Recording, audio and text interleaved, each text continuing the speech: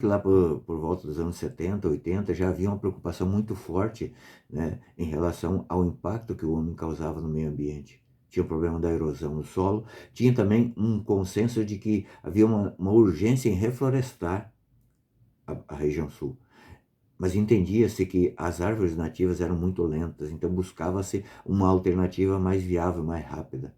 Foram buscar, então, fora do Brasil, uma árvore chamada quiri. Implantou-se no Brasil um projeto Brasil Quiri, uma distribuição de mudas de árvore.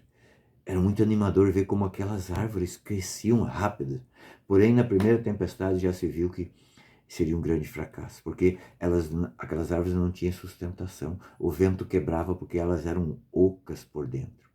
É por isso que Jesus batia muito forte nos fariseus. Ele se preocupava, faziam jejuns, tinham uma aparência piedosa, mas por dentro eram ocos. Por dentro não tinha estrutura espiritual, não queriam mudar de vida. E essa é a proposta que Jesus faz para nós nesse dia de hoje também, através do evangelho de hoje, que está em Lucas 5, 33 a 39. Aqui, então, chegaram os discípulos de João, os fariseus, e pediram: agora, por que os teus discípulos não fazem jejum? Os discípulos de João, os fariseus, eles fazem jejum. Por que os teus não fazem? Aí Jesus vai dizer para eles assim: mas pode os amigos do noivo fazer jejum enquanto o noivo está com ele? Dias virão em que serão tirados o noivo do amigo. Jesus aqui está dizendo que não era tempo deles fazer jejum ainda, que não adiantava eles fazer jejum ainda, porque o jejum dos fariseus era o jejum que Jesus implantaria era totalmente diferente. Não se trata de jejum apenas da aparência como os fariseus, né? Santo Agostinho vai dizer que nós fazemos jejum por dois motivos, né? Um, nós fazemos na tribulação, e outro, até mesmo na alegria. O desapego das coisas do mundo é que nos vão dar essa alegria num apego maior às coisas espirituais. Mas, na prática, o que o jejum espiritual faz na nossa vida? Veja, Deus nos criou, né, de uma forma hierárquica, que seria assim, em três, digamos assim, três naturezas. Não é esse o termo que eu vou usar. Espírito, alma e corpo. Essa é digamos assim, a hierarquia que Deus nos criou, e a hierarquia correta. Quando nosso espírito, o Espírito Santo, o Espírito manda na alma, o corpo ele vai agir de acordo com o Espírito. Agora, quando nós fazemos a vontade do corpo, veja, de baixo para cima, então o Espírito não tem espaço, né, na alma, porque o corpo começa a mandar na alma, nas regalias, é igual o piapançudo, quanto mais tem, mais quer.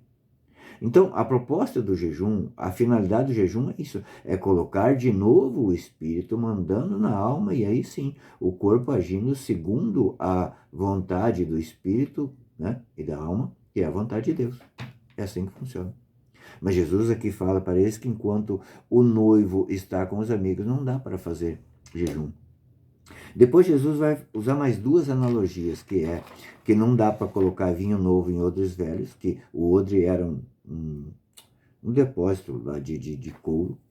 Então, todas as vezes que se colocava vinho novo, tinha que ser odres novos, ou se romperia.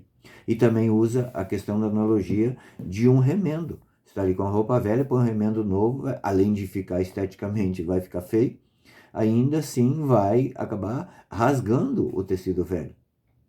Jesus aqui está sendo compassivo com os seus apóstolos.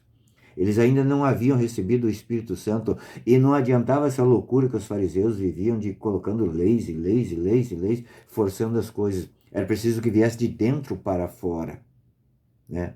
E de fato aconteceu.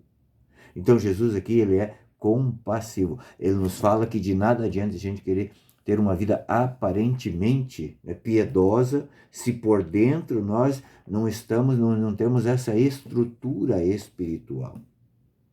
Santa Teresa d'Ávila vai nos falar dessa estrutura espiritual. Quando nós somos batizados, nós começamos então a criar essa estrutura espiritual em nós.